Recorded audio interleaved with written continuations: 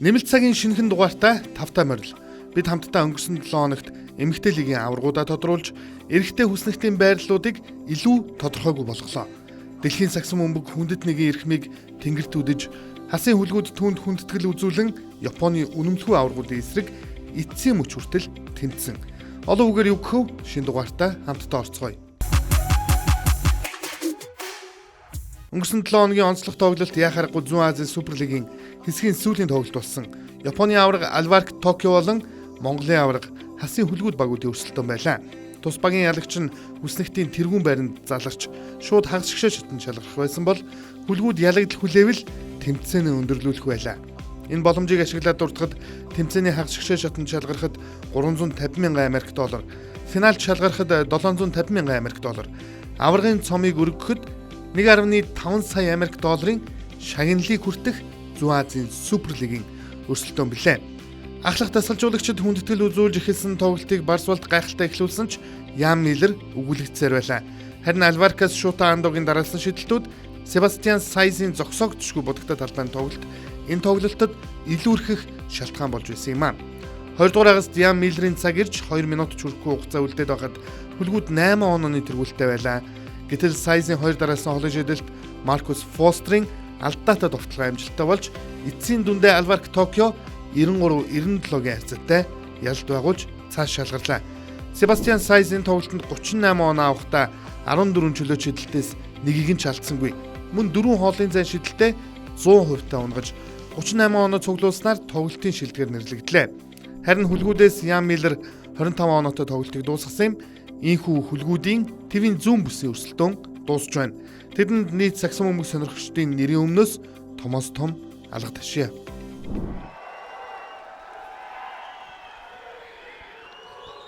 Альварк Токио багийн тоглолтын эхний довтлогоог хийхээр болж байна. Хасын хөлгүүдийн энэ тоглолтод хожил авч явж гисээс гарах болцлоо баталгаажуулна.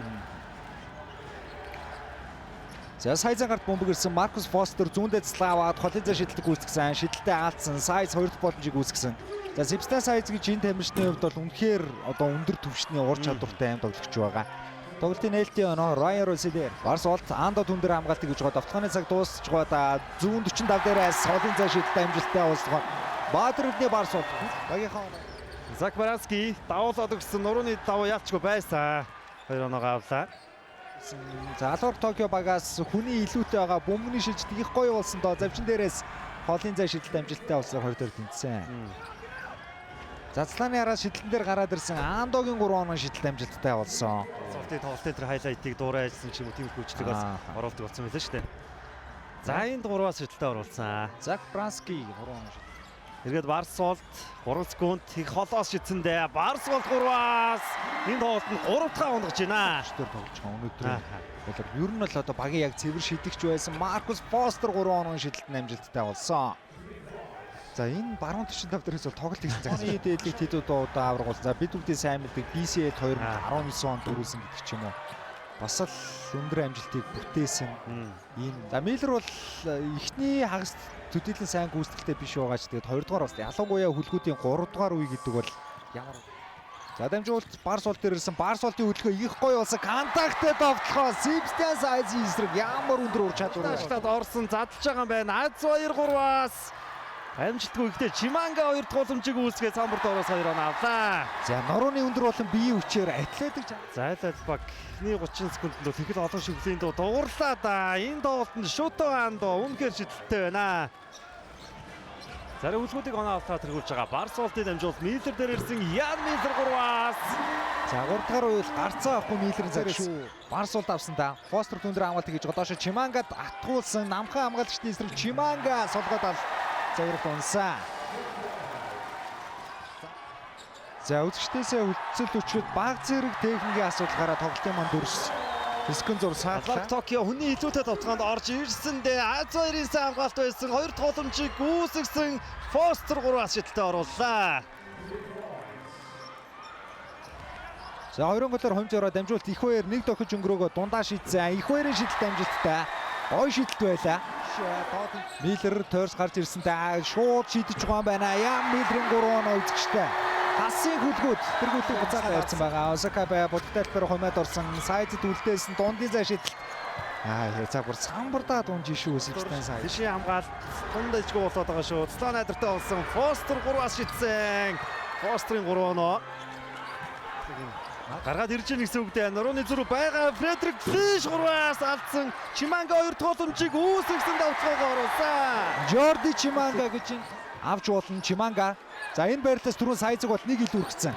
Түрүүн баруун дээр ирсэн. Одоо Сайз зүүн дээр нь дагаад хамгаалсан Чимангад асуудал алгаа. Гарын давуулж байна үзэгчтэй.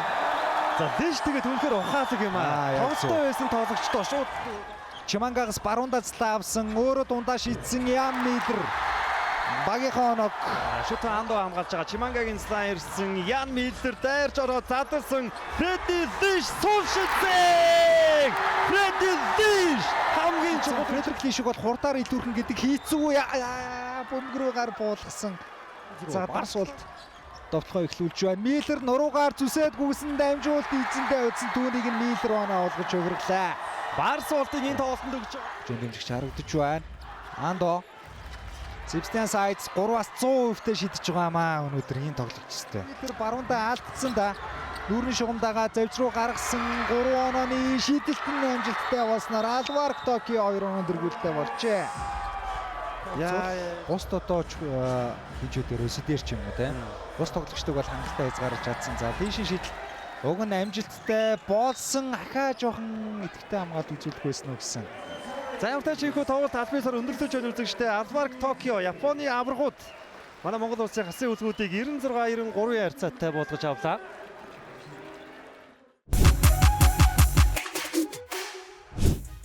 Өмнө нь дурдсан хасын хөлгүүд болон Алварк Токио багуудын тоглолтод дасгалжуулагчийнхаа гигийн дурсгалд хүндэтгэл үзүүлэн гайхалтай тоглолтыг үзүүлсэн Барсуултыг энэ 7 хоногт бид онцолж байна. Барсуулт энэ тоглолтод 16 оноо авахдаа 9 оновчтой дамжуултыг өгч 12 бөмбөг самраас авчээ. Хэдий 33%-тай довтлсон ч түүний бөмбөг таслалт хурдан довтлохоо гээд хасын хөлгүүдийн салшгүй эдис талбайн генерал болсон гэдгээ энэ тоглолтоор Барсуулт харуулсан юм. Баяр хүргэе Барсуултаа. Онгож байна. За дамжуулт Барсуулт дээр ирсэн. Барсуултын хөдөлгөөн их гоё болсон. Контакттэй довтлохоо Себастьян Сайзын эсрэг ямар өндөр ур чадвар вэ? Хүрээгээ авахаа. За түрүүний Барсуултын довтлогоо Европын аврагын эсрэг л ингээд довтлчлоо доо. Контакт үнэхээр гоё довтлохоо байлаа. За ингээд нөгөө талаас дамжуултаар гараад ирсэн. Фостер өөрөө хөл алдсан. Барсуулт бөмбөглөгээд авсан. 2 эсрэг 1. Фредерик Ли шинэ тоглолтод ихний оноогоо өөрөө нэр дээрээ бүртгүүлж байна. Алдсан. Барсуулт дурагшаа шууд довтлогоо эхлүүлж байгаа юм байна. А2. За энэ удаа харин их даруухан төгсгсөн. Барсуулт өндөр хамгаалагчийн эсрэг step back 3 онооны шийдэлтэн амжилттай болсон. Баатарэртэй Барсуулт эсрэг багийн гахлагч довтлогоо эхлүүлж байна. Миллер нуруугаар зүсээд гүйсэн дамжуулт эзэндээ үзсэн түүнийг нь Миллер оноо олгож өвөрлөө.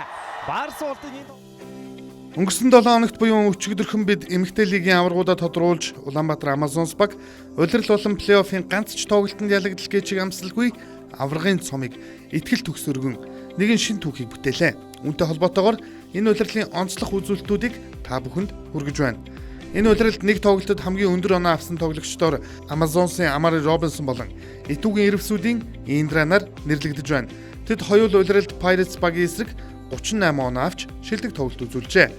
Харин нэг тоглолтод хамгийн олон самбарыг Tina Stephens 10-т эсрэг 26 самбартай хамгийн олон оновчтой дамжуултын эзнэр 17 дамжуулт өгсөн Амазонсын Цинчаогийн болор эрдэнэ тодорсон байна. Хамгийн олон удаа бөмбөг тасалсан тоглогчоор мөн л Индра нэрлэгдэж байгаа бол Алтоодын Зая Pirates эсрэг 11 удаа бөмбөгөө алдаж нэг нь таарах амжилтын эзэн болсон байна. Тоглолтын үзүүлэлтүүдийг харуул хамгийн бага оноо авсан тоглолтод Итүүгийн Ирвсүүд болон Pirates 11-р сарын 16-нд нийт ердөө 97 оноо цуглуулжээ. Харин хамгийн олон оноотой тоглолт финалийн цувралд тохиосон байна. Өнгөрсөн 7 хоногт хэн юу ярив? Хамтдаа сонирхцгоё. Яг энэ 10 багийн үндсэн суур гол тоглогч болж бас энэ лигийн 2-3 ч үлрэлийг хамтдаа үүдсэн. Дундуур нь өөр багч бас тоглосон. Тэгээд яг энэ мөчөд энэ мөнгөн медалийн үн цэнийг дахин нэг удаа одоо эргээд хэлвэл өөр юугээр хэлвэл энэ мөнгөн медаль бараг авраг авсан юм шиг л хамтдаа мөнгөн медаль байлаа. Яагаад гэвэл бид нэр баг хамт олноороо бид нэр дэлхийд байхгүй түүхийг бүтээж чадсан гэж бодож байна. Эмэгтэй яг 0-3-аас яг ирсэн баг яг одоогоор л яг сайн хэлж мэдэхгүй байна. Би бол миний хувьд бол яг дэлхийн анх удаа яг 3 тгээс ирсэн эмэгтэй түүх бүтээсэн л гэж бодож байна. Тийм учраас энэ мөнгөн медаль бол бүр авраг авснаас ч илүү амттай гоё мөнгөн медаль. Бүр юу ч гэж хэлэх юм тийм. Яг бид нар яг 7 дахь тоглолт дуусаад баг авраг авсан юм шиг амар их баярлж байсан. Мөн ажил дуусаагүй финалд гарч ирсэн юм чи бид нар хүчтэй өрсөлдөөнийг үзүүлэхийг мэдээд зорьсон. Гэхдээ яг хүлээсэн ч гэсэндээ мөнгөн медальтай бол маш их баяртай байна. Өнгөрсөн үеэрл бол мэдээж урд хуршийг зорж бас гадаадын лиг тоглосон. Эргээд багийнхаа бүрэлдэхүүнд нэгдээд энэ зунаас хойш л ер нь маш цаагүй гайхалтай амжилтыг өгнөөсөн юм үеэрл байлаа шүү дээ. Тэгээд ер нь эргээд багийн бүрэлдэхүүндээ нэгдээд энэ гайхалтай амжилтыг үзүүлэх ямар вэ? Дээрээс нь нэмээд дан ганц лигээс гадна холбооны цомын тэмцээнс танаа бас 4 тоглолтод ялагдaltaгүй холбооны цомын бас аваргаар додорсон шүү дээ. Тийм. Мэдээж бол Албанбаатар Амазонс бол миний гэр бүл гэсэн үг. Бид нэр 2019 оноос хойш хамтдаа одоо ингээд олон улсын тэмд тавцсан ч тэр тий. Тэгээ бид нэр ингээд маш хөлс хүч нулимс юу гэдэг тийм бүх тийм нөхцөлүүдийг хамтдаа туулсан, өнгөрөөсөн. Тийм болохоор буцаад ирэхэд бол баг хамтын уулын сул маань бол намайг яг гэртээ буцаж байгаа юм шиг үнэхээр гоё байсан. Тэгээд урдан жил яг хажууд нь хараад ингээ аваргын баярын тэмдэглэсэн тийм одоо ингээд дотроо цогтой байгаа нь бас илүү бас ийм гоё спешиал мэдэрч байна. Тий. Тэгээд тий. Боловсролын хувьд бол маш үн цэнтэй тоглолт байсан болов уу гэж харж байна. Саяхан бас яг аваргын цомон хүртсэний дараа Үйлдэл сэтгэл хөдлөл нэлээд өндөртэй байлаа. Яг тэр үед яг юу бодогдчихв? Тэрийг бас үзэгчдтэй хуваалцаад. Мэдээж миний одоо саксон момент тамирчны одоо карьер хийснээс хойш нэгдээ одоо бараг 17-8 жил бараг 20 жил өнгөрсөн байна. Тэгээд мэрэгжлийн түвшинд саксон момент тоглоод одоо яг сүүлийн 7-8 жил тасралтгүй тоглосон. Тэгээд ингээд өвөл нь лигтэй тоглоно. Тэгээд зун нь ингээд одоо шгшээ актаа ингээд бэлтгэлээгээд тэгээд сквад 3-3 ч юм уу ингээд заавал ингээд завгүй. Тэгээд сүүлийн 7-8 жил ингээд ямар ч ингээд зав байхгүй. Тэгээд ингээд шгшээ агийн бэлтгэл дуслаа, өргөжлүүлээ, өдөрлийн бэлтгэл, лигийн бэлтгэл гээд ингээд яг энэ хэмнэлээр 7-8 жил яг ингээд тасралтгүй явсан. Тэгээд ерөөсөө яг ингээд өөртөө цаг гаргаж яг бүрэнгүүц дамарч бас сайн гэрээдтэй байж баг үзээгөө. Тэгээд миний бодлохоор мэдээж энэ шийдвэрийг гаргах тийм амар байгаагүй. Тэгээд өөрийнхөө бодлохоор одоо ерөнхийдөө ингээд илүү амьдралдаа цагаа зохицуулаад илүү өөрийгөө хөгжүүлээд өөр зүйлд ингээд сороод явъя гэж бодож байгаа. Тэгээд энэ шийдвэрийг гаргах амар хэцүүсэн. Тэгээд мэдээж гэр бүлийнхэнтэйгээ ярилцсан. Тэгээд манай эгч нар болохоор амар дургүй байгаа. Юу яриад байгаа юм баг ингээд дахиад тоглооч гэдэг. Тэгээд би нөхдөйгөө ярьцаад өдөр ерөнхийдөө ийм шийдвэр төрсөн байгаа. Тэгээд миний сүүлийн одоо өдрөл ерөнхийдөө маш гайхалтай өнгөрлөө. Тэгээд мэдээж нэг ч хожигдохгүйгээр хожин удирдалтаа ч гэсэн тэгээд авраг аавна гэдэг бол одоо түүхтэйсэн тий гайхалтай хэмжилээлээ. Тэгээд багийнхандаа маш их баярлж байна. Тэгээд Гарсиа дасгалжуулагчдаа бас баярлж байна. Багийн эзэдээ бас баярлж байна. Дээрээс нь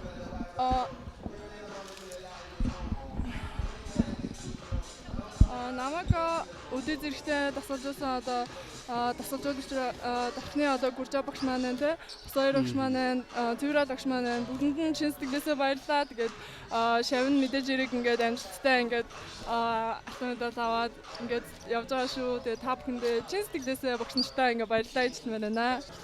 За өнөөдөр хожил байгуулсан маш их баяртай байна. Яагаад гэвэл Miners баг маань хүчтэй баг тий. Бид нар өнгөрсөн одоо нөгөө ESL тэмцээний дунд яг болж байгаа хугацаанд бид нар бас хангалттай бэлтгэл базаж чадлаа.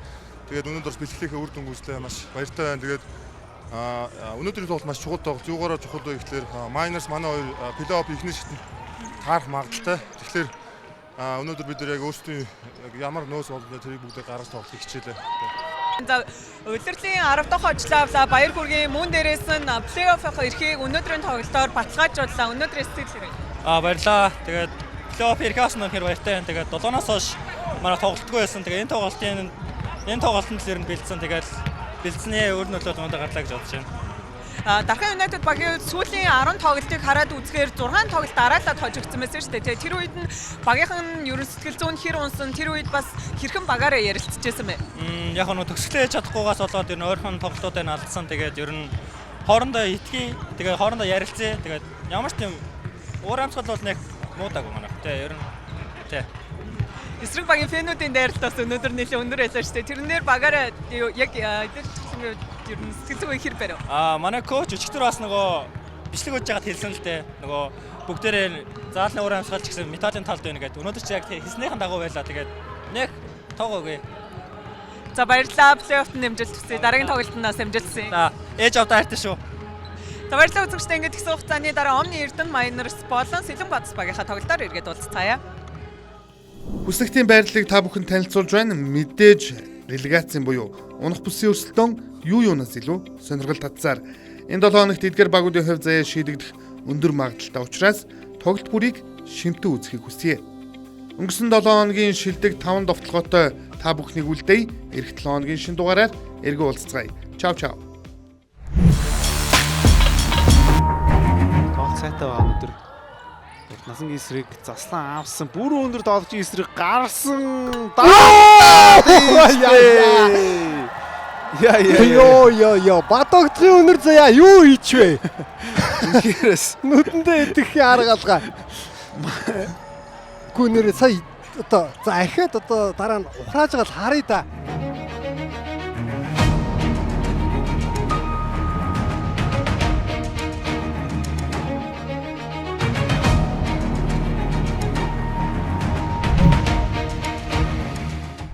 Антони Нельсон Аудор шортон тоглоом. За маргалыг өнгөрөөцсөн цагирган дээрээс хүчтэй нэгэн төгсгөлийг хийсэн.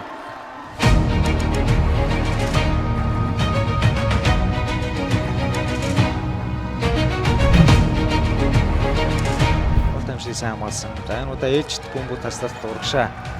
Нэг ашигтай дамжуулт тэрийг Антони Нельсон өөртөө самбардаж нэгээр хаяад төгсөглөө. Бүхэн тонгоо байна.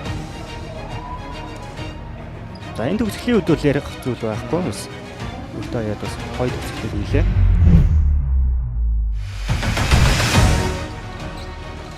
14 он зөрөө. Аргад. За зүүндээ өдөлсөн маш гоё үлийн ажиллагааг үзүүлсэндээ Bryce Johnson гаргалсан. Үнэхээр сэрэг байлаа.